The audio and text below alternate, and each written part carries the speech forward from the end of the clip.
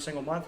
We're on site on location exclusively at Avicolli's when it comes to Liverpool athletics, and I'm always happy to be here with these gentlemen. Over the years, we call this the Liverpool Leadership Lounge.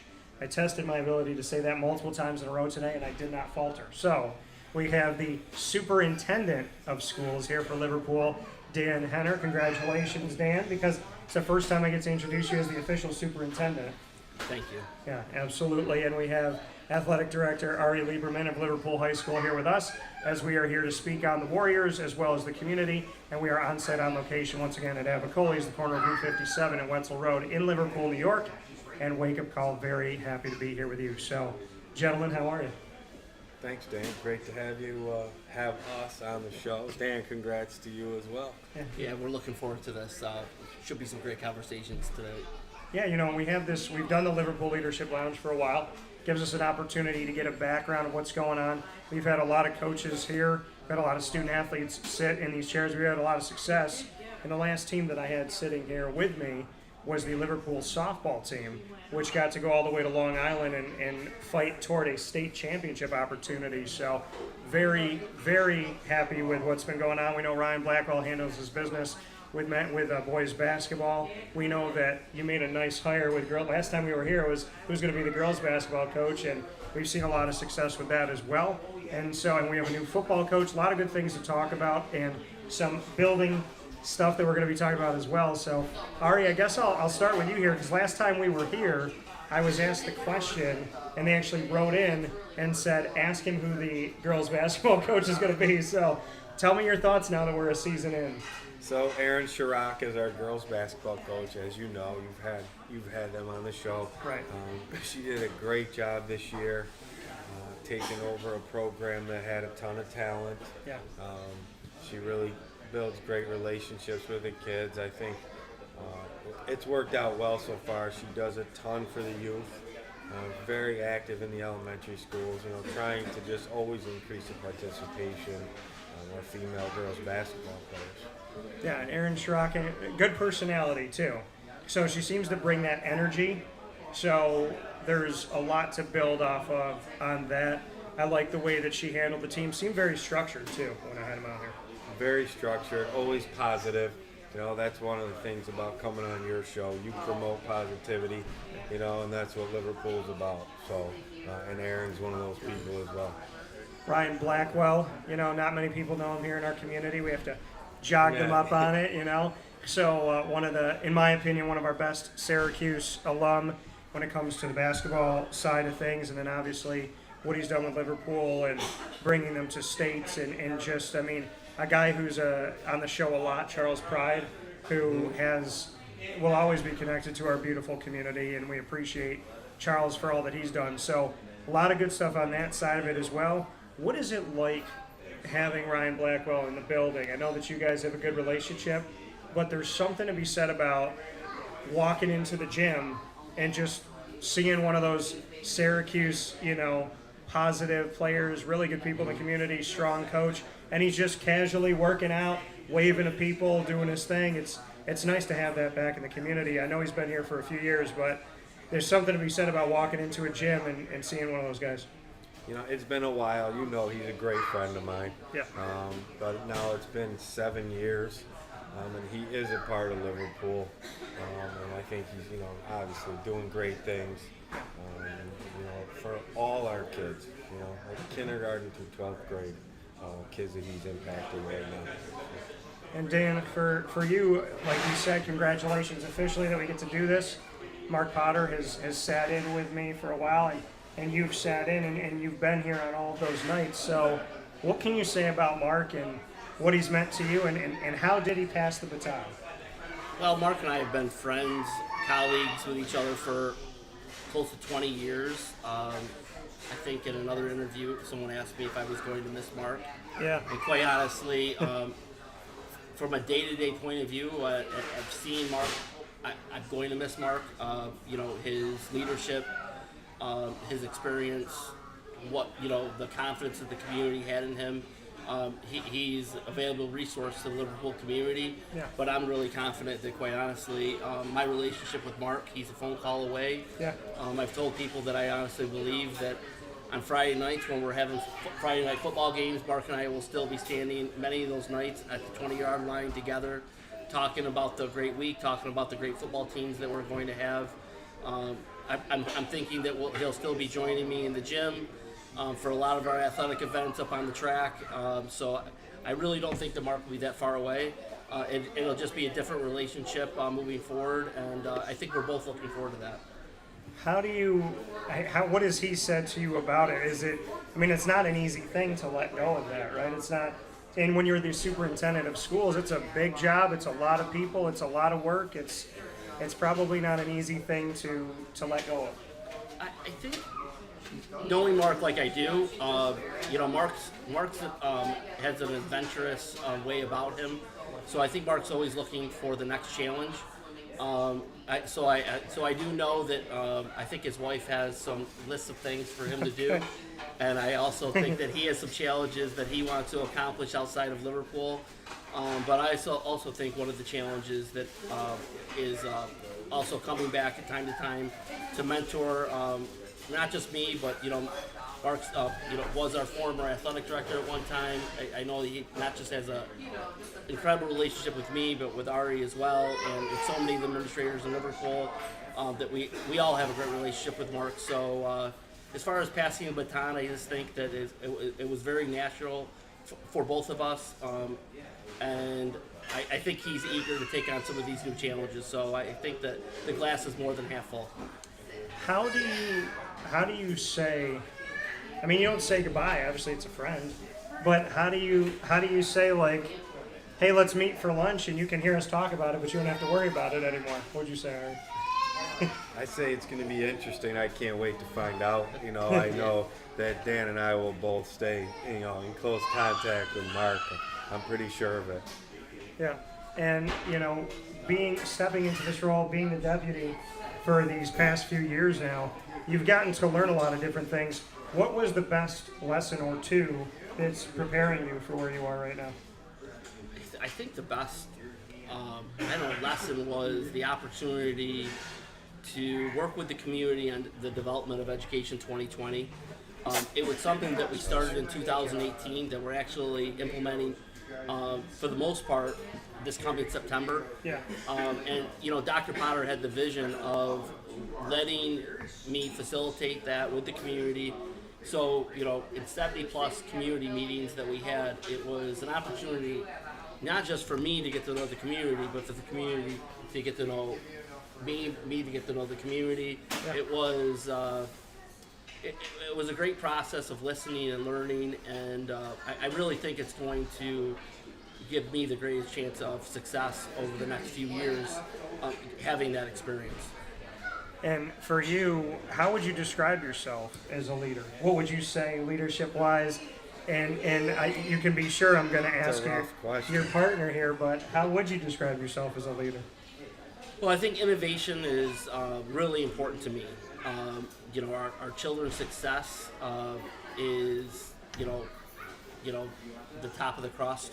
It is, you think about, so many people and what they do for a living, that some of those jobs just didn't exist. Like, for example, I have 61 solar panels on my house. When I was a kid, no one had solar panels on their roof, okay? Yeah. We have now people professionally that do that for a living. So, we need to really think about what we're doing today, but we really need to think about where our kids are going and what jobs they'll do in the future. And our children's success means an awful lot to me. And, so I think we need to constantly think about how we need to evolve so the world the kids will go into isn't the world that we grew up in, it's the world that their children are going to grow up in, and how can we just keep that success rolling? Yeah, and I think it's important, right? Change is inevitable, and when you fight change, you're always living in this world of running behind the eight ball, right? Eventually you have to adjust, right? People that didn't adjust to the last 2 years, it took a longer time for them to get through it, right? So we all kind of have to find a way to get creative. I've learned that over the years, different things that I could do better. What can I change? What can I adjust? Little things in your life, as well as I travel a lot. So I've become an efficient traveler now. I know how to kind of like pack the way I want to pack and what I need to do and all that. So you have to be able to adjust to the times. And Ari, as an athletic director, yeah, you're dealing with student athletes, but you're dealing with people in general, and you've had to have those tough conversations. You've had to sit down with your coaches and sit down with those student athletes and say, hey, we're not going to have a season. We're going to have an adjusted season. We're not going to be able to play for a couple weeks. I mean, you've had some really, really difficult conversations over the last couple of years. Yeah, I'm happy we're past it. Honestly, I don't want to dwell too much on it. I think, talking about the Education 2020 project, it has been a long time. It seems coming. I know I'm excited to learn and see what opportunities we are creating for kids and the opportunities that this community will have with this project. And this will certainly have implications on our middle school programming as we're adding a fourth middle school to the mix. But again, to use the word opportunity, we feel like that's our job, is to create the best and most opportunities we can for our kids. And Dan, you and I were talking a little bit off the air, and Ari just talked about adding another middle school and whatnot. You have a unique approach in how you're going to be restructuring some things, and I'd love for you to share that with the community, because it's different than when I was a kid, for sure. Yeah, so, for Liverpool, for the past 30 to 40 years, we've had kindergarten through 6th grade elementary schools. And this coming fall, 4 of our elementary schools will just have K2 kids in them. Okay. Each one of those K2 buildings individually lead to a 3-5 building, which then lead to, like Mr. Lieberman was saying, leads to a middle school 6-8. And that's why we had to add a middle school to the mix. Our middle schools for the past 35, 40 years have just had 7th and 8th grade. Now they have 6 through 8. Yeah. So we're trying to create this continuum, but we have themes in each one of these levels. Through our Education 2020 process, there were 3 major themes that the community, spoke very highly of, and our staff. That was early literacy, which that's where our K2 focus will be. Yeah. We want kids reading on grade level when they leave 2nd grade. So many statistics lead to, and they show us that if kids are on grade level when they leave 2nd grade, their chances of graduating just goes through the roof. So that's a focus. The other huge focus, or another huge focus, was what Mr. Lieberman was just talking about, new opportunities. We're starting multiple CTE programs, those are career technical education programs, for our non-college bound students. And not that they can't go to college and do CTE, but we're trying to get kids ready to go into the trades, try to get kids ready for something like culinary, just different types of things that maybe traditionally weren't in that college track, but recognizing that all kids have different things that they want to accomplish. And quite honestly, look at the world right now. Some of our plumbers are at the twilight of their careers. We need the next generation of plumbers. We need the next generation of carpenters. We need those things. And then the third thing the community really wanted, that was a focus, the community and our staff, was an increased support of our mental health programs. And through the reconfiguration, where we don't need as many staff in one area, we've been able to add more reading teachers, more psychologists, more counselors, more programs for those career technical education programs without changing the amount of money that's in the overall budget. So we've been able to become more efficient to give our kids more in a time where I don't think our kids have ever needed more than what they need right now. Yeah.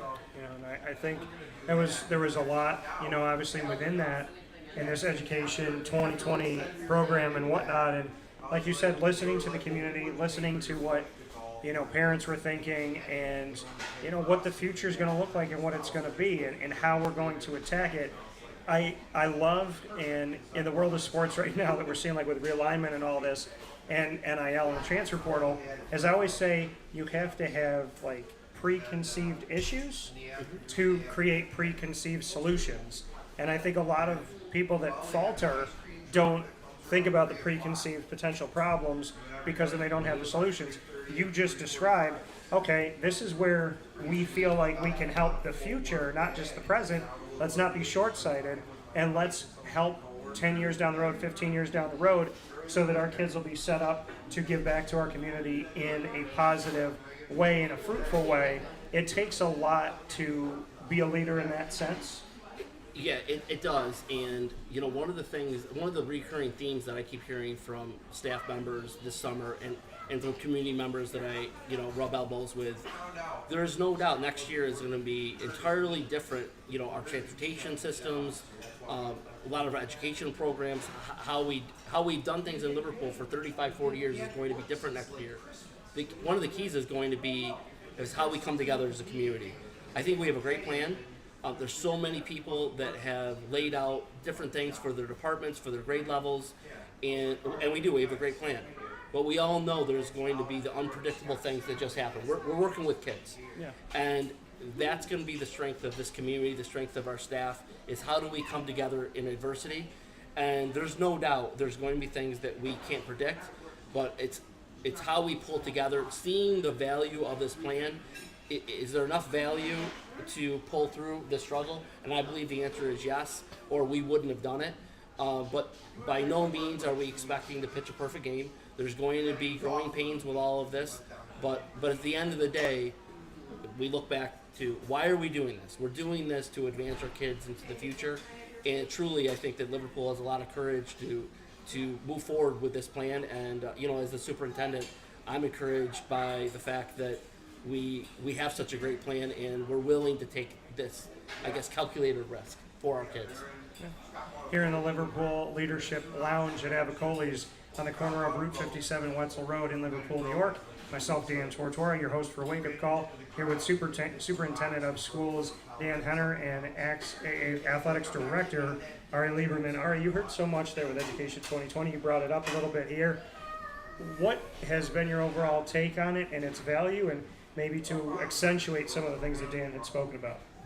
Yeah, for the impact it has on me directly is the physical education component, you know, with Education 2020 and the programming and the scheduling and the different grade configurations. It's going to allow our phys ed staff to get closer to the New York State mandates of minutes per week, Okay. which many districts struggle with.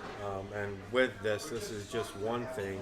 And we talked about mental health and the resources. This is just another way that we get kids more exercise, right? Because we know that's, you know, data shows how important that is for kids' mental health. So that's just one of my takes on Education 2020. I'm very excited about what the future holds for us and, you know, this chapter of Liverpool.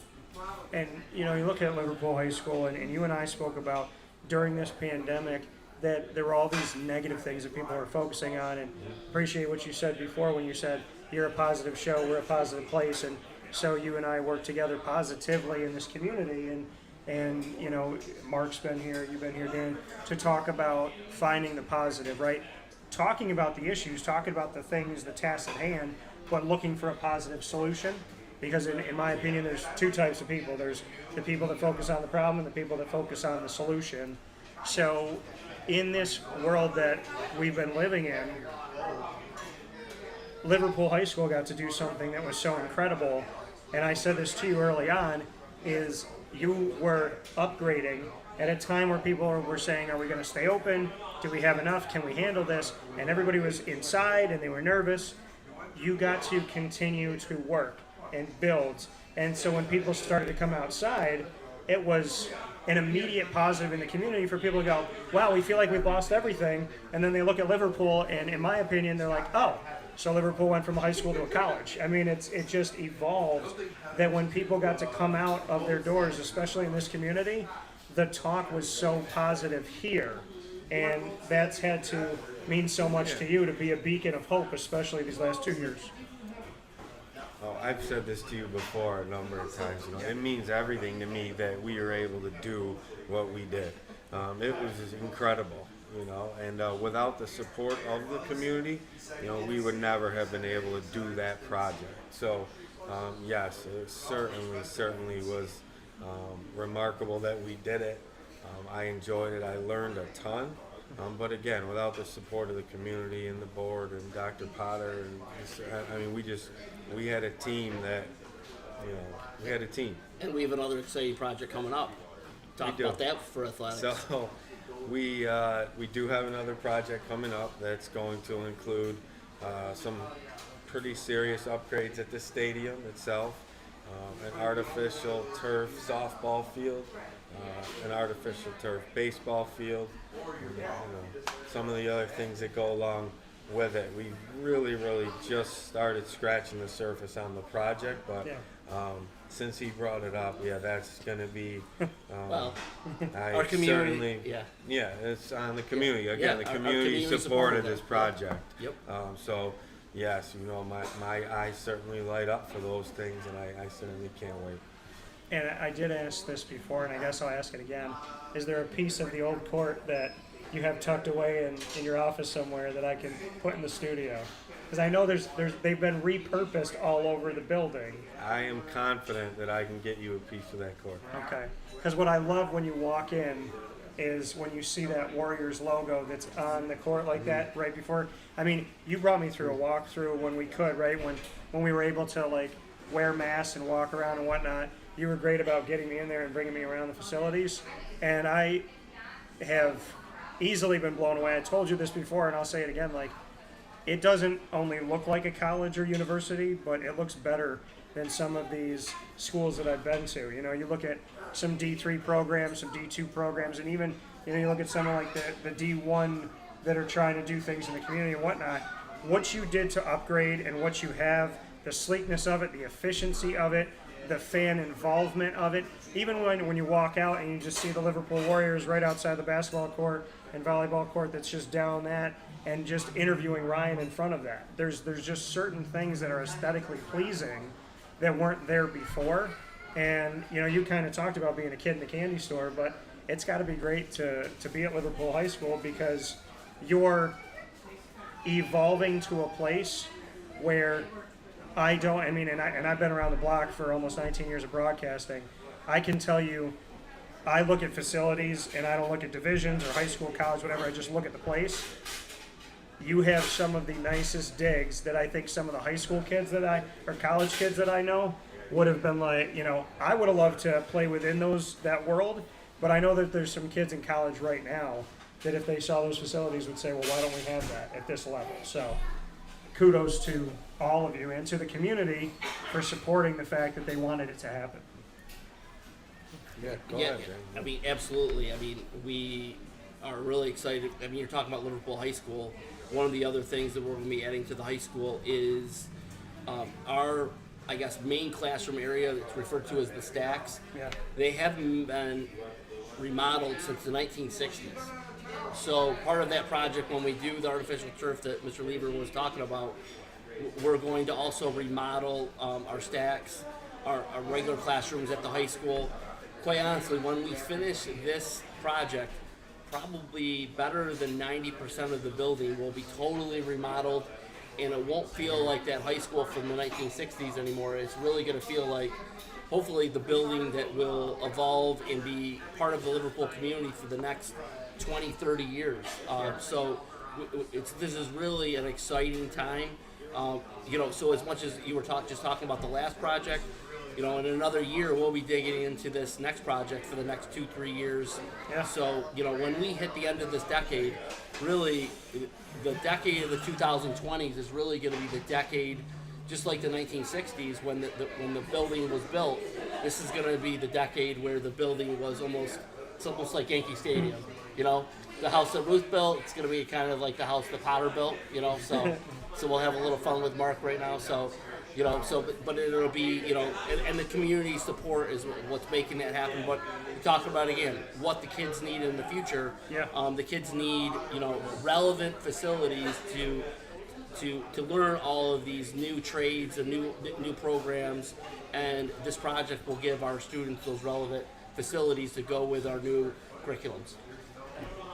Your thoughts on that? I mean, this has been an exciting time to be a Warrior for sure. Yeah, I mean, we've talked about so much success, but I'm super excited, again, about what the future holds here for us with our facilities, with our teams. Just tons of participation this summer in our camps. Our sport camp numbers have been just off the charts. Things like tennis, where our participation has been stagnant for, a little bit. We've got some new staff in there that are really working hard, and it's great to see that. So I'm just, we never stop now. We're going all the time. Our kids are active year round. Our facility is, year round. We're shutting that gym down next week for a few days so we can put a little love into that floor. Yeah, and I think, that's the beauty of this. Like you said, year round. I mean, I've sat with so many student athletes at Liverpool High School here at Avicolli's doing this monthly that are tri-sport athletes. I mean, so you talk about going all year round. I mean, there's a lot of student athletes in our community that embody that as warriors. And I joke with them because I sit with them for softball, then I sit with them for basketball, I sit with them for lacrosse, and I'm like, am I going to have you every single show? And I love seeing that. You've also made a bunch of new hires, right? There's been new faces that have come in, and I'd love for you to share. We talked about football off the air, but we have football, we have softball, we talked about girls basketball. I mean, there's newness that's been here for us, and success that's come from that, and the hopes of, what this football team is going to be doing very, very soon on the field. Spring was great to us. Yeah. We played in, three of the four sectional finals this spring. You mentioned the softball run, Yeah. To the state finals. I was down there in Long Island with my wife, and we were 5 outs away from winning the state title, and that flip was just gut-wrenching. It happened so late, too. It was unreal, and Phil came in and did an outstanding job, after Nick Spataro. Not exactly an easy place to come in, and just killed it. So I'm super proud of that. Yeah, so, no, go ahead. No, go ahead. So super proud of that. He did a great job. The kids really bought in. Different styles in Hay and Nick, but that being said, both men that require the same things, different styles. One of the things I really liked about when we won the sectional championship, Phil turned around because I was standing next to Nick and insisted that Nick come on the field with the girls and enjoy the championship. And I think that was my favorite moment of that whole experience, is that program is really bigger than one person. He understood, it was great. What that's been built upon. That program has been built for many years, and I think to that point, Phil knows that, understands that, and he's really happy to take it. I think to New Heights, we have one senior lead that team. Yeah. That's it. Yeah, and there's just a little bit more to go. There's a lot that team has done, but I'd love to talk about football as well, and your thoughts on that transition and our new era that we're going to be living in here, a face that's known to the community, and somebody that I'm excited to, hopefully next month even, sit down with, because we're going into football season I just got back from ACC kickoff, and my brain has not registered the fact that I'm going to be going to games in a month. I'd love for us to set up the football night tonight. Maybe we could get the whole team in here or a portion of the team. Listen, we can do it. We'll pack it up. Yeah. And we'll get Coach Sindoni in here, put him on the hot seat. But yeah, I'm super excited. He's an established coach in this section. He's got credibility. He puts in a tremendous amount of time. He works super hard at building relationships, with all types of kids. He really understands that this is a challenge. It's different, He understands the history of Liverpool, the tradition that football brings with it, and the newness of it. But he's definitely up to the challenge. He's a football junkie, perfectionist. You know. He sends me film on Huddle of their 7-on-7, and if you're bored, if you want to take a look at this, things like that. I mean, it seems like with your coaches, with the superintendent, deputy superintendent, with this community, right, with this school district, it seems like you have those relationships and those bonds that go beyond we work together, or I have to see them. Right? There's a difference between I have to work with you and I get to. So Dan, to get your thoughts on that, what are the relationships like? And I also think it's very interesting that you call him Mr. Lieberman as well. That was Well, accidental. Mr. Lieberman- That was accidental. Sorry, That was accidental. I mean, look, it's there's- it's You could have respectful. called me Arlie. well, hey, look, so where we go with that question? No, just talking about connecting and not just having to work with people, but getting to. The fact that these aren't people that you're forced to work with, but that you actually like the leadership in Liverpool. Yeah, I mean, so there's two kinds of employees. There's the people that show up and they do the job, Yes. and then there's the people that live the job. Yeah. And and we have both. I mean, every organization has both. But the excitement. I know. I'll say Ari lives the job. Okay, and I live the job. I think somebody like Joe Sindoni lives the job. And we have so many great people in Liverpool that live the job. And that's what, one of the things that I talked to our teacher union president about is the it factor. So the staff members that have that, you see the relationships. And, you look back at your own childhood, those people that live the job are for me, were the people that made me part of who I am today. So I just think it's important to know, Mrs. Lieberman just chimed in there. So Go Liverpool. So No, go she Liverpool. didn't. So I just think that it factor I can't see it. is really where it's at, and it's hard to measure because everybody we give people the freedom to create that it factor on their own, Yeah. and we try to respect people's and give people that those boundaries to create those positive relationships with kids, and and that's where you have to have the patience and leadership to allow those things to happen. For Mr. Sindoni, it'll be his first year as our coach. Mr. Mancuso was an incredible coach, incredible leader. I consider Mr. Mancuso a personal friend. So for the kids, it was Mr. Mancuso's program for the last X number of years. So there's that transition period. So, supporting Mr. Sindoni and, supporting the kids through that transition. And I have no doubt we're going to do fantastic things with the program. But it is an evolution and it is a transition. But these are good life lessons. Kids are going to get a job someday, and there's going to be a boss one day, and then they're going to have a different boss. And they have to learn how to make that transition. And for the kids on the football team this year, they're going to make that transition. For the kids on the softball team last year, I think they made that transition pretty well. State runner-ups. I mean, so learning how to work with different people is an important life lesson. And, so it's not just wins and losses. We're going to bring that to our athletic programs. We bring that into the classroom with, as teachers retire, new teachers come in. Transition's an important lesson for kids to learn in life. Yeah, and I think it's again change, inevitable change. The fact that it happens, and Ari, to go off of that, the fact that you don't have to, but you get to work with Mr. Henner. So I got to call him Mr. So got to pay it back. It could be Dan. I like. Listen, the way that I see it is when you are saying Mr. and Mrs., you're teaching the student body to respect the leadership. That's how I look at it, right?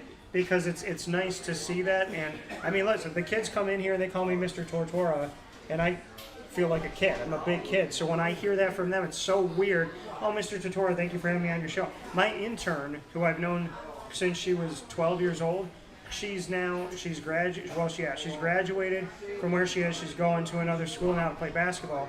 She's 22 years old, and she calls me Mr. Tortora, and it's super weird for me, and I still get it, and I'm like, please just say Dan, don't. I mean, but that's the thing, is we're all young at heart, right? But you have a swagger to you. Can I go to that for a second? I know you just You must. but you do, and I'm not knocking it. Or we've built a good relationship over the years, and I feel like you have a positive energy and confidence that is something that is good to see in leadership, because you have to be confident. You can't walk into a room and not know what you're going to say. You've had to lead through a lot of difficult places, so I know you got some coaches with some swagger. So how would you define swagger? I don't know how I would define it, but athletics is hard, you know. Yeah. And sometimes it's not perfect, you know. Sometimes our relationships with coaches and kids and families, and sometimes they're tough. Yeah. You know, that we can't pretend that they're not there. But it's how we work through those things. And I think that, you know, we try to work with our staff, you know, to try to make them better if there are things that are of concern to people in this community. But I think, you know, it is hard at times. But I think, you know, I'm trying to avoid your question, but no, I think It's I a try positive to. attitude. I think, you know what, I think I would say this. I try to emulate to my staff that I want them to be confident. You know, Yeah. Liverpool should walk out there, and it should be, you know, known that Liverpool's there. You know, in every sport. Yeah. You know, and that's how I would define it. I don't know if I call it swagger, but that's a confidence that we need to have. Yeah, and the reason why I say it the way that I say it is because you command that leadership, in my opinion. You have a dance that you do that is a hard dance to do, which is you're a confident person who I feel that, you know, when I see you out in the community, but you're also approachable. Thank you. And that's what I'm saying. You have that swagger, you have the confidence, but then you also have the ability to, I shouldn't say the ability, but you have the humbleness of heart to not be bigger than the person that's talking to you. So that's what I mean by it. It was 100% I hope my kids were compliment. watching you say that I'm approachable. I really hope somebody know was your wife's watching that. My wife for sure. But no, I appreciate that, Dan. I guess, you know, I just always try to be a good person to everybody, you know, no matter what happens, no matter how hard the situation gets. And, you know, in what we do, there are a lot of tough ones. But I do always try to stay positive and just keep moving forward, really. Things aren't going to be perfect. And again, I just think it's how we work through those that makes us better. And the people and what we do, the people are what make us good. So, you know, one of my most important jobs is to find those people. Yeah. You know, and I pride myself on trying to find good ones. And I feel like I've sat and interviewed them, so I can tell you a good job, because I've enjoyed not only sitting with them, but I've enjoyed their student athletes, and they're an extension of that family, right? They're an extension of the leadership that these kids are exposed to. So when I sit with good kids and I sit with kind coaches that are generous of their time and believe in the community, you're finding the right people. And it goes beyond wins and losses. I appreciate that. I know Dan does too, for sure. So, Mr. Henner, I have to ask you this. Okay. I spoke, obviously, with Ari here about swagger. How would you describe the personality of Liverpool, of this school district? What would be some pillars of personality that make sense to you? Personalities of the community. Yeah. I think it's a community that, I mean, so I struggle with the question because every community should love their children, right? Yeah, yeah. Okay. So there's no doubt. So I'm trying to find the unique things. Passion. Passionate district. We're a passionate district, but I think that, but most districts, like you interview any superintendent in the country, they're going to tell you the things that I just said.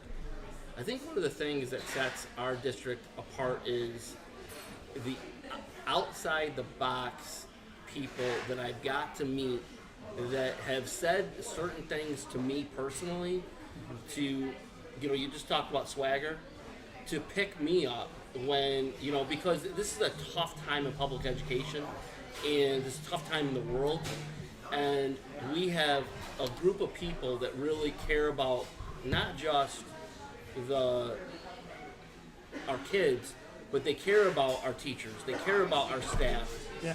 You know, not that I want to go into detail, but, you know, we had a situation that was difficult for one of our staff members this past year, losing a grandson, and I watched how our staff supported that person. And I know those things happen, but I've been places where it happens at a certain level, but it just feels like there's just a different feeling of being here. And that's where, when I made the decision to come back to the district, 4.5 years ago, I wanted to come to a place where, I didn't grow up here, Yeah. but I felt like there were certain connections that I wanted to work with those people again, and there was that interest and there was that connection. So what makes our community different? And these are sometimes community members. It's just, they pull you in. So as much as I like to lead, I like to be innovative, but their interest pulls me and motivates me to want to do more. I agree. Things are, whether it's fine arts, athletics, whether it's curriculum, whatever it is, things are important to the people in this district. Yeah. So that's what sometimes makes it easy for me to do what I do, because it's important to these people. So that's my job, I feel like, to go out and help, I mean, I've been told this is another thing that's unique about our district. I've been told, like with our Education 2020 plan, by most superintendents, we could never do that in our community. And I say that's unfortunate, because I see all the positives and and is there a lot of work? Yes, there's a lot of work. Have we had to come together as a community? But I think that's one of the things that makes Liverpool unique. We're willing to do what it takes for the best of our kids, and we're not afraid to tackle the big problems. Where a lot of communities, quite honestly, it's not even. I think some of their leadership teams would take it on, but I don't think there's an appetite in their communities to really do what they have to do. And our community is willing to do that. Well, and that, Well said. And it says a lot about the people here. And I mean, I could say that John is here every single day, and he's an incredible part of this, and we're very close in this partnership with Avicolli's. And he went to Liverpool, and almost every time I walk in this building, he'll hit me with some history. Did you know in 1973 that there was a guy on the basketball team and he did this, this, and this? Did you know that 20 years ago they built this? Did you know that they thought about? And he'll say, ask Ari about this. Tell him that I remember this guy. And there's so much history and love. Tell him he forgot the shirt. You do owe him a shirt. You do. But We'll get him a shirt. but there's so much love here, and I see it from John all the time, that he said, he's like, I love that we give back. He tells me all the time, I love that we do the show, love seeing the kids, love seeing the energy. And he sends me text messages during all the shows. He's like, God, the energy was great here. God, I love how the way people are. There's always that positivity going back to it all, that Avicolli's, when we're here, they love the kids. And, I know some of the kids are working here and whatnot, but they love the energy that they get, and they'll always say, like, wow, that was great energy. That's the best you've ever had. And the next month he's like, wow, that was even better. And it's just the fun that we all get to have, just seeing them succeed and seeing them enjoy life and seeing them be happy. And it's crazy to know that within the last 2 years, there was a time where the world took control from everybody and said, and I never thought this would happen ever, that I would be sitting in a place where I have to talk to Ari and go, well, we can't sit down with the kids. We couldn't leave the house and sit, and you don't realize what that does, but then like the months that I spent away from that, I was just like, God, I just miss, I don't care what they talk about. They talk about cheese for an hour, but I missed seeing them and learning from them and knowing what's important to them and laughing with them and seeing their smiles and seeing them succeed. And so, I mean, it really does. We're all talking about the community, but we have fun in the community. And I think that is something, there's problems, there's things that are tough, there's situations that are not easy to handle, but we have fun. And I think that that's something you can't miss in life, is that when you're tackling that really, really, really difficult stuff, working with people you like to work with, that helps. And actually enjoying what you do, that helps. Because I told people, and this is my key thing about anything in life, professionally or personally, you will find out in life the difference between if you love it or if you think you love it. Because if you're in a relationship, you're like, oh, I love her. And then something happens, you get knocked down on the ground, you may not. And you may realize that. And I tell people in this job, if somebody tries to knock me down, I love when someone throws me in the fire now. It's like the Hulk. When you throw me in the fire, I just get bigger and bigger. I love that.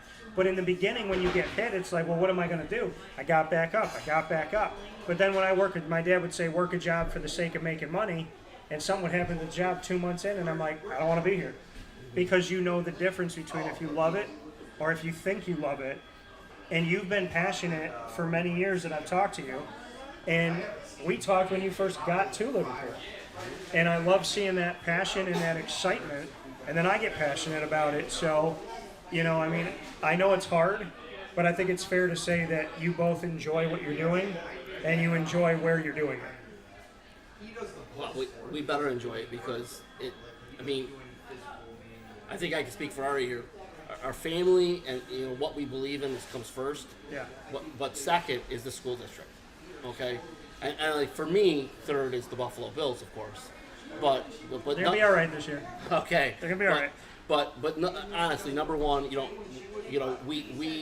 we at times, our family, we have to find time to get home and to do these things.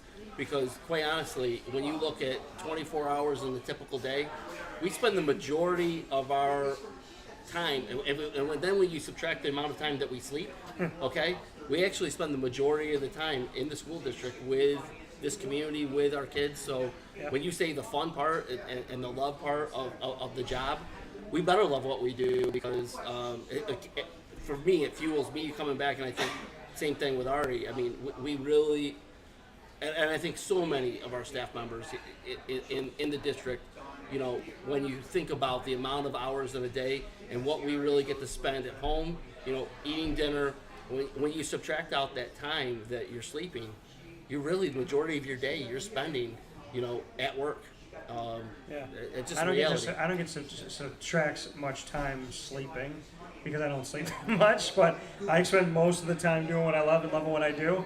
And I'm notorious for being the midnight movie watcher. Oh. I get in bed at like 11 o'clock. Well, last night got in bed, had the dog, and I, finally, you do the stuff you got to do, and I turned on Deadpool for a little bit. Watched a little bit of Deadpool. So, what kind of dog? So I have a Havanese. I'm trying to get her to go viral on, I'm just joking about that, but she's on TikTok right now. And so... Is this your dog? This is my dog. All so, right. And I realized that I had an error in what I wrote here. But, because it says, when I go shopping, it's supposed to say I go for, not I got for. But it says, when I go shopping, I go for the private sale. And my dog actually went into Witty Wicks yesterday, who I work with. And they said, take a video of her shopping. And so I did exactly that. And when I took a video of her shopping, she kept going into the back room, so they were going to hire her to do a job. So she's a Havanese. She's a Cuban dog. And they were actually trained to be circus animals.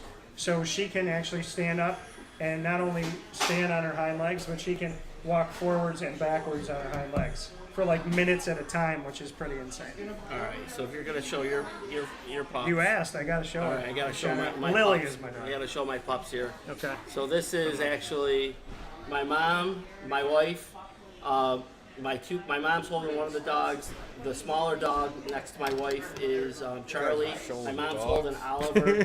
You gotta show my dogs. I love my dogs. And the bigger dog there is actually Mr. Lawrence's dog. We were puppy sitting there a few weeks back. Okay, so you were puppy sitting Lawrence's dog? Yeah, yep, Mr. Lawrence, which is now our deputy superintendent. He has my old position, so yeah. So and our dogs are a huge part of our families. Yeah, I want to thank Doug. I want to thank everything that he's done, because he is like, not only does he support all the work that I do at WakeUpCall with Liverpool and with everything, and even outside of that, but he's always like first on it. So all right, we got Faisal. We got Faisal there. He thinks he's a lap dog, but he's certainly not. But he thinks all right. The big guy right there. So we got our dogs, and all right. I had my next door neighbor had a dog that was I forget the name, I forget the type of dog it was, but is that not an Irish wolfhound or something? But it like a horse type of dog, but it thought that it was like a little puppy. Mastiff, maybe. And it would jump on you. And the dog was like taller than you standing up without jumping, and people would freak out and run. And then her name was Claire, and I got to know her, and she was like the sweetest. She was like the Sandlot dog that once you like pet her, she was totally fine. But it's funny because I've always had like 30 to 40 pound dogs, and I love all dogs. And you got the big one, you got a small one, and now I got a 10 70. pounder. Yeah, I got a 10-pound dog who sits on my shoulder most of the day. So, yeah, she actually weighed in at 10.21, which is my birthday. So I thought she did that on purpose. So. Okay. Yeah. Shout out to Lily. Okay. So we're going to jump into rapid fire before we finish things up here. We're here in the Liverpool Leadership Lounge. We got a lot of information from the Superintendent of Schools here in the Liverpool Central School District with Dan Henner, and of course with the Athletic Director of Liverpool High School and the Warriors, Ari Liberman. We're going to go and run the gamut here. We're going to get a few questions in a piece, and you guys get to ask me, I get to ask you. So we're going to have some fun with this. And then we're going to add a bonus one. The final 2 questions, you ask Ari, Ari asks you. So that's how we're going to flow through this. So I will... We'll have some fun with it. All right. So you guys get a couple of pieces to me, I get a couple to you, and then we'll finish off with that one. So Ari, I'm going to ask you first. Okay. We've done this a lot, so let me get outside of the box here. I like this one. I've been asking this one a little bit. I want to throw it at you. You can have dinner with one person in the music world. Well, you asked me this one. Did I ask you that before? I asked you the dinner one? It's okay though. You Okay. Want it again? I thought, no. I'll give it to you again. No, It again. might have changed. No, because you know what? I retired it for a while. That's why I didn't think I Right. asked you. Okay, so how about this? Proudest sports moment ever? It's a great one.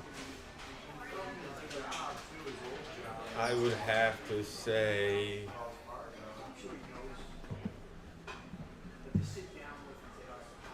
probably have to say the first state championship at Liverpool with the baseball team down at Binghamton. Okay. I would have to say my proudest sports moment. I mean, playing is one thing. I guess if I would, lump it in all together, I would have to say that. I would absolutely have to go with that. Okay. 2017. That's your favorite moment. That's my proudest. Your proudest moment. Okay. Fair enough. What's your first question for me? By the way, shout out to our listener. They said, because the sun was coming in and out, so they asked us to shut down the blinds. So they said, this is great, but can we see you better? Thank you. We all got shine. We all All got right. some shine. Well, yeah, we got shine all right. Mine's a 3-part question for you. Okay. Favorite professional venue you've been in, Okay. college venue, Okay. and high school. I think we know that answer. I knew you were going to go with that. So my favorite, my favorite professional venue That you've worked in. that I've worked in. I'm probably going to say, I got to say this because this will be my 12th year, God willing, of being on site on location with them. And they are my favorite team, and I love them. And I have a really unique story. So I'd never been to an NFL game before. My first NFL game I was at, I got credentialed, got to sit in the press box, got free food, the free ticket to get there, the parking, and then got to interview the players on my favorite team. That was my first experience of going to an NFL game. Jacksonville Jaguars. So I love the TIAA Bank field, beautiful field, wonderful. And so I would say that. Okay. My favorite college venue, I've been to a lot of places. I think football-wise, Cincinnati's Nippert Stadium is pretty insane. The Liberty Bowl at Memphis is great. But if I got to say overall, and I'm not saying this because I'm from here, I think it's hilarious. I shouldn't say I think it's hilarious. No, I do think it's hilarious. When people say, congratulations, you're part of the Sweet 16 sellout crowd of 19,250. And I'm like, we get that in Syracuse for Binghamton. Yeah. So to me, it's like I got 0 degree night. Yeah, I got it. Yeah, in the middle of November. So I would have to say, by far the Dome, because 36,000 people crammed into a corner is insane. And I look up all the time, and I always catch myself at least once a season going, Dan, I know you work hard. I know sometimes things get stressful with life because you work in the media, and the majority of the media, not the kindest people.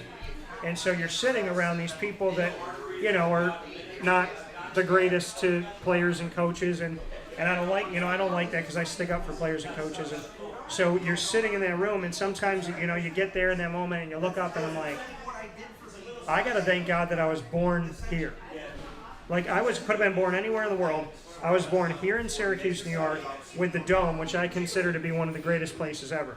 I would also tell you, Madison Square Garden's got to fit in there somewhere because I've done college games there. So my favorite high school arena. So That was just a joke. no, I know, but I mean, listen. I respect all the high schools. I've gotten to work with some great places. But I can tell you this, and I'm not saying this because you're sitting here. I'm not saying this because Dan's sitting here. I have told people, without you guys being a part or privy to any of this, I'm like, I think I said it recently, too. I said, when you walk into that gym and the shine of it, like you said, you're going to shut it down to polish it up a little bit. I said, when I first walked in there, I was like, holy crap, I would have loved, it's massive. And I would have loved to play there. I also love that Ari's like, watch this. And he hits it, and the volleyball thing comes down, and goes back up. And so, but, I mean, I think that your facilities are kind of commanding. Like, I know CNS has done work over the years, and I think, your facilities, I think you're kind of raising the bar. And not kind of, you are. And it's eventually, I think people will have to follow suit in raising that bar. So I think it's great what you do. I enjoyed going out to the football stadium in the past, and I'm a basketball player my whole life. So I can honestly tell you that there's some really nice places in Central New York, and I don't know if I don't know if anybody's been polished a little bit more. So you guys got a little shine to it. So okay, Dan, my first one for you. All right. What do you consider to be your greatest dream of your life, and have you achieved it yet? Oh, dream of my life.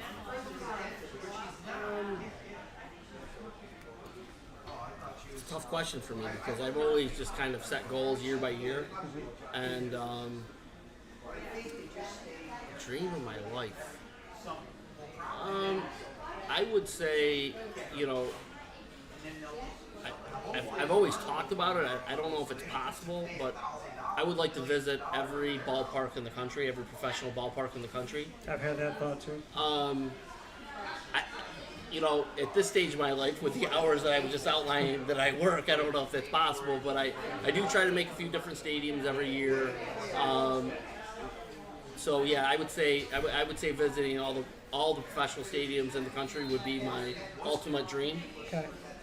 How many have you visited at this point? Oh, a whole bunch. I haven't been to my teams yet. I've never been out to Arizona. I've been to Arizona. I heard I need to go out. I've been to the Diamondback Stadium. I've been to the Cardinals, a Cardinals game before. I haven't been in a game in Vegas yet, but with the pandemic and tickets, Yeah. haven't been able to do that yet. Obviously, I've been to Buffalo a whole bunch. Future Super Bowl champions this coming year. But I've been to MetLife. I've been. You know what I haven't been? I haven't been to Madison Square Gardens, which is like. I just went, and it's been 9 years for me. Yeah. I have a picture I'll show you on here, and it's the picture that I saw from my seat. I walked in, and shout out to John Paquette and the entire team there. But I walked in for the Big East tournament this past March, and I sat down, and I literally sat and just went like this.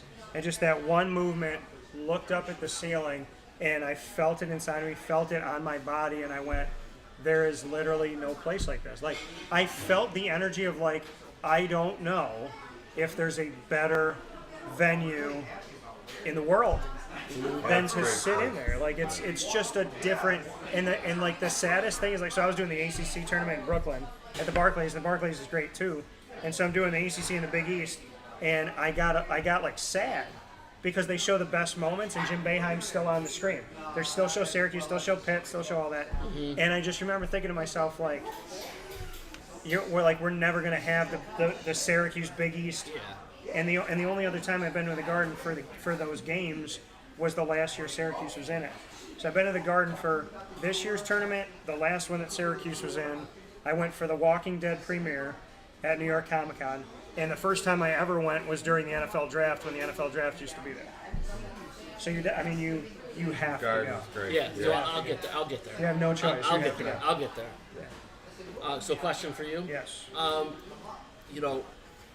this realignment of the college football conferences. You know, we just got talking about, you know, the Big East, you know, all those Spent traditional lot of things that time we with loved. those. Yeah. It seems like, you know, that shakeup that happened, you know, 10, 20 years ago, it seems like we're on the edge of another shakeup. I'm just For sure. wondering, you know, what are your thoughts about, I mean, UCLA, USC in the Big Ten? I mean, it just, I don't know. What are your Makes no thoughts? sense. Well, as an athletic director, you know, yeah. But as an athletic director, I mean, I thought about, okay, football, basketball, but are they going to bus their field hockey team 2,300 miles from Penn State to USC? Like, what are they going to do with the Olympic sports? Do the Olympic sports even matter to them? And I think where I'm frustrated is we have spent so much time, right? And this is the 50th anniversary of Title IX. Yet, women's sports aren't represented with any of this realignment. And the Olympic sports aren't represented at all with this realignment. So it's for football, it's for basketball, predominantly men's basketball, but really for football. And what do I think of it? Well, I've done a lot of shows about it.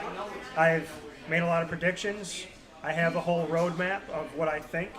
And I actually did a show with a map that showed you where the conferences are, where they've moved, what's going on, and what I think's going to happen. And I actually painted it in this whole picture of the United States. So I spent a lot of time with it. I think that Clemson and Notre Dame are the last major chips to fall. I think Clemson, Florida State, Miami could be the SEC. I think the SEC is going to go to 20. And I think Notre Dame, if they allegedly did ask NBC for $75 million, which is a $60 million increase annually, I think that's because the Big Ten already told them we're going to give you 70.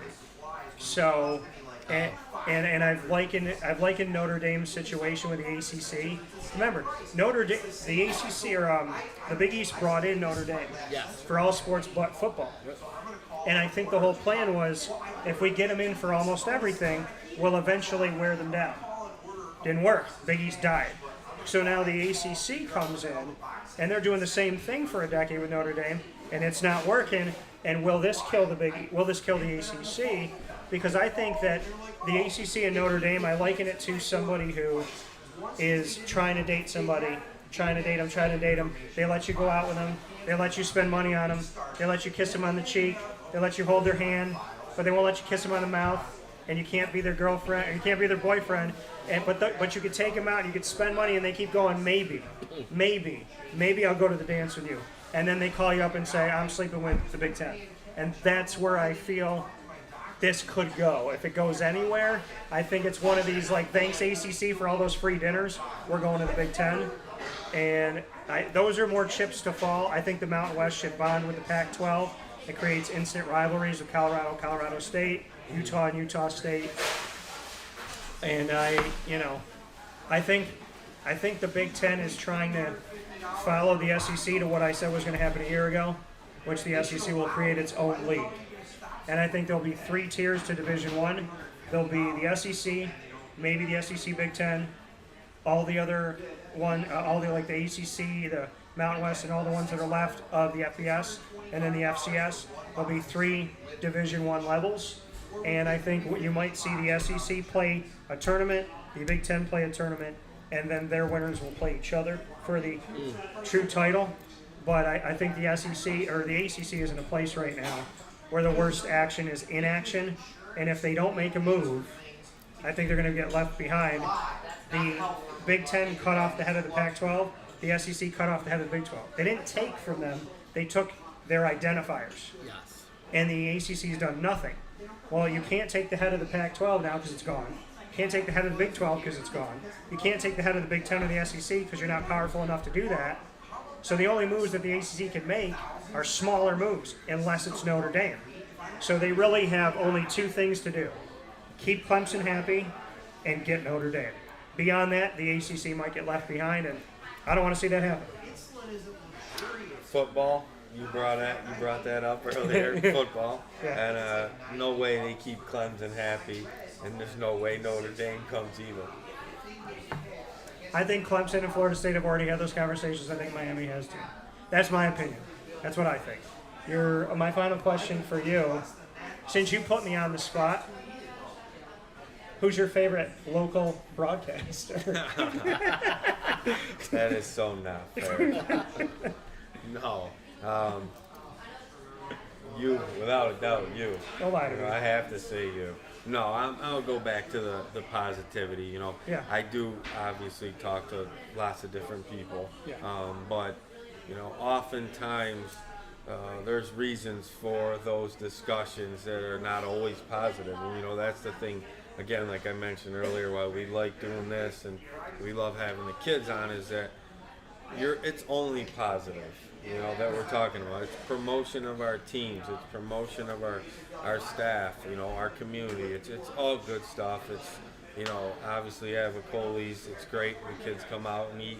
Like you said, it creates that excitement, which is exactly what we want. We want that sense of excitement in all these businesses here in the local area. Yeah, so I mean, obviously I was kidding, but the real point of it is I appreciate the fact that you've trusted me with Liverpool's being a voice for Liverpool for so many years, and that you've, you know, created this bridge with me where we can do so much together. Because, I mean, I value it. It means the world to me. I know that, you know, John and Nick and everybody here, I know it means a lot to them. So, I mean, I asked it jokingly, but in all seriousness, I do appreciate the fact that you and I have built a strong relationship, and because of you, I've met Mark and I've met Dan, so without you, I wouldn't have that either. So, thank you for that. Thank you for having us. Yep, thank you. What's your last one for me? Let's see. I had to put him on the spot, you know that. Yeah. Let's go with football head coach interviews. Football head coach interviews at the high school level. No, I'm not going to do that. Joke. That was a joke. Okay. The collegiate level. Yeah. Who had who was the biggest wow for you? Like, who was the biggest wow that you got to interview in college football? Two of them, and they're the best coaches out there right now, and they're the coaches that vie for the national championship. Nick Saban and Dabo Sweeney. Nick Saban and I finally got to interview him this past year for the college football playoff. And Dabo, I just talked to a few days ago, and I've spoken with Dabo for almost a decade now. And he talks openly about his faith like I do. So, by far, and I think that's the one that went the craziest. I mean, there might be other stuff, but on one outlet alone, one TV station carried his response to my question, and it went out to 1 million people. And I thought nothing of that for me. I was like, I'm happy that 1 million people heard about being selfless, trusting in God, having a strong faith, and knowing that it's a village. Because every time they ask Dabo about how great Dabo is, he talks about God and his teammates, or he talks about God, his players, and his assistant coaches. He never talks about himself. So it's Dabo by far. I love talking to him. But Nick Saban's there too, because he answered a question of mine, and it went all over. I know Sports Illustrated had it the next morning, because I've been covering Cincinnati for a while. And I said, what do you think about the team across from you and Luke Fickell and all that? And he said, there's no doubt in my mind that team deserves to be in the college football playoff. And when Nick Saban said that at Alabama, it gave the weight to an argument I've been trying to make for a long time. And, you know, Nick saying that goes a long way, and I'm happy that him and I agree that teams like Cincinnati need more publicity. So, Dan, my last one for you. If you could go back in time and tell your high school self the best piece of advice, what would you say? So I'm going back to my high school self. Yeah, you're going back to yourself in high school. You got in a time machine, you jumped in a DeLorean with Doc and Marty McFly, you pull up, the door's open, you see yourself, you say what? Well, athletically, you know, I was a wrestler, and I developed a great high crotch single when I was a freshman in college. So I would tell myself, develop that high crotch single when I was like a sophomore in high school, and I probably would have been a state champ. Okay. But that's like the athletic side of me, the winning side of me. I think the professional side of me would be, you know, I've thought about this a lot. You know, and I love Back to the Future, by the way. So the DeLorean I love. you know, I made mistakes, but the mistakes are what helps you grow as a person. Yeah. Quite honestly, I like right where I am right now. I don't think I would change anything in the world. You know, my family, what I'm doing. You know, what I'm doing day to day for the Liverpool Central School District. I don't think I would want to change anything. So I guess I'll go back to the high crotch single and winning a state championship when I was in high school would have been something that I would have really enjoyed to do.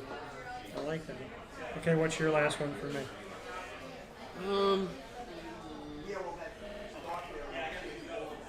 So, you know, you're always thinking about next level. You know, a year ago, I was preparing myself mentally to be the next superintendent of Liverpool. What I needed to do, and it was a tree diagram for me. You know, what am I going to do if this happens? What am I going to do if this happens? And in my mind, I had to rehearse, you know, what those different things would be. You know, I'm always thinking when I meet people, I'm always asking them about their careers. You know, how did you get where you got? Because that helps us think about how we need to develop future programs. One of the things that we're developing for next year is, you know, a media program at Liverpool. We're hoping we're streaming games to the community like we've never streamed games before. You know, we have a young teacher in our system, Owen Valentine, that is just doing an outstanding job, and he's a huge presence at our athletic games right now. But I look forward to seeing what that looks like next year.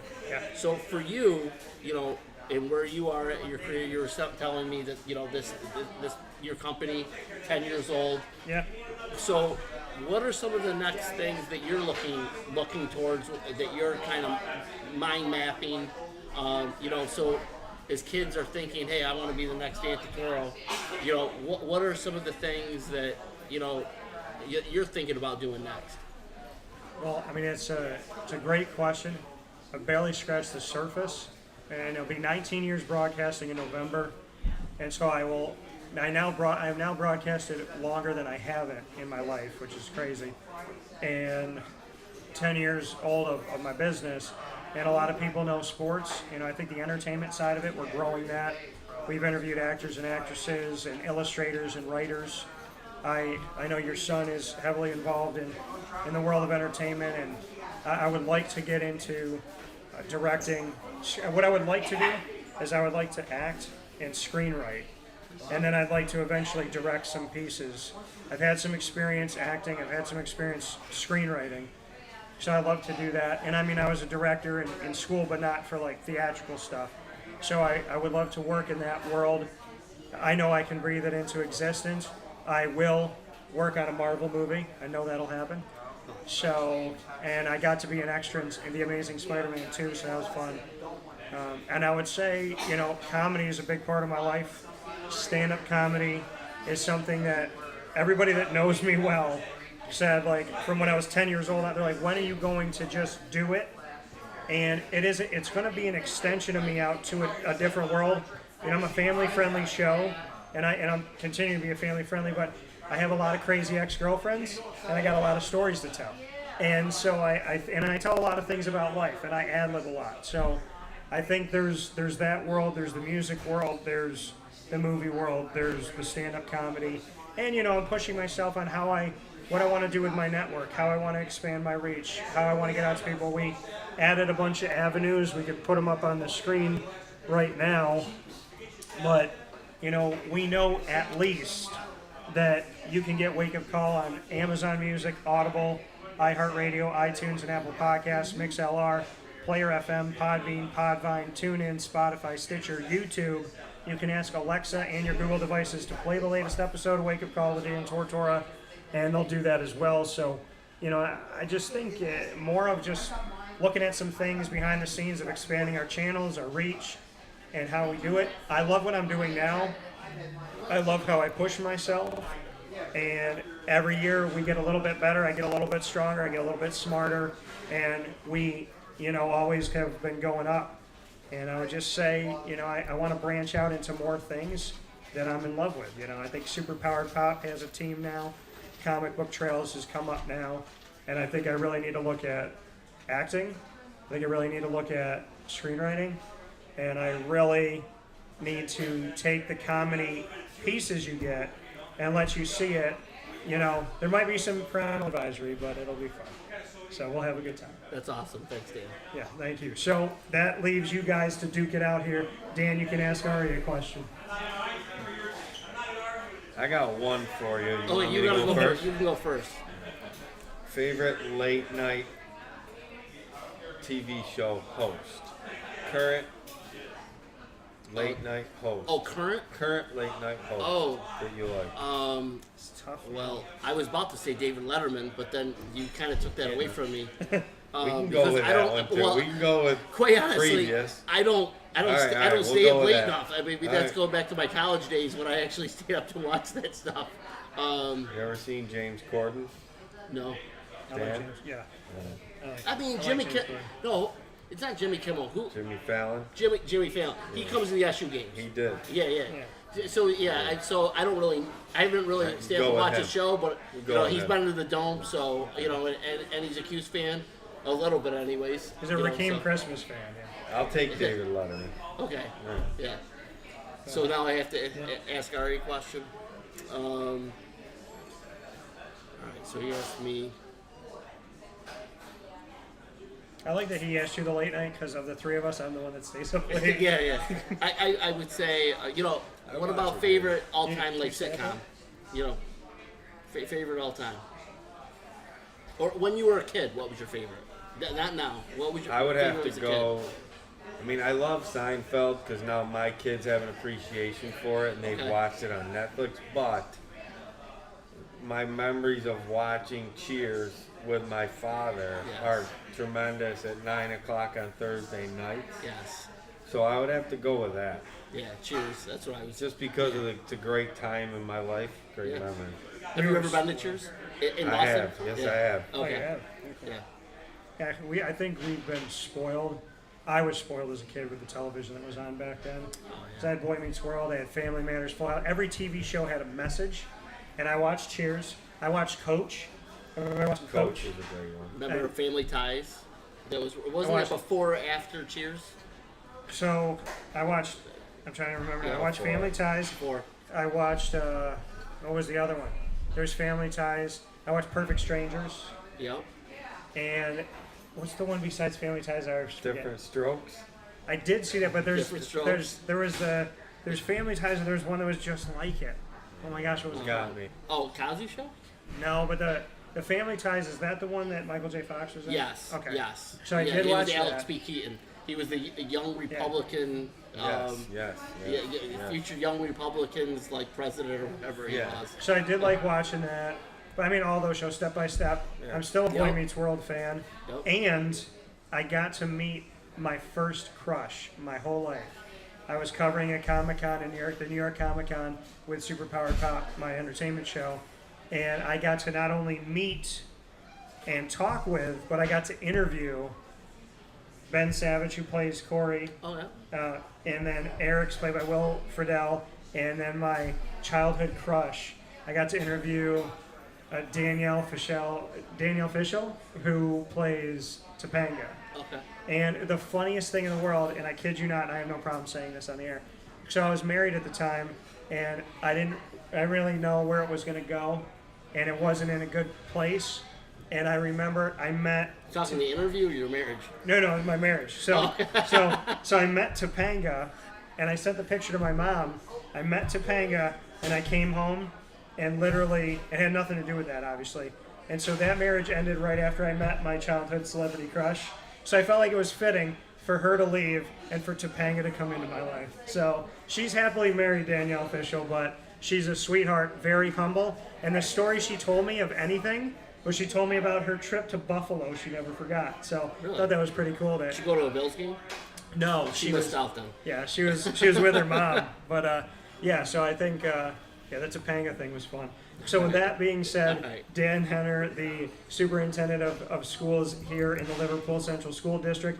Then we have Ari Liberman, the athletic director of Liverpool High School. Myself, Dan Tortora, your host of Wake Up Call. We are here every single month with Liverpool Warriors Athletics and our exclusive content with the Warriors as we are here with Wake Up Call. Come and see us monthly. You'll find out on Facebook at Wake Up Call DT, Twitter at Call DT, and Instagram at WakeUpCall_DT. And of course on MixLR.com, Facebook.com, and YouTube.com. All /Wake Up Call DT. Wake Up Call is live during our normal scheduled hours every Monday through Friday from 9 a.m. to 11 a.m. Eastern Time. In the meantime, we thank you so much. This has been your Liverpool Leadership Lounge from Avicoli's.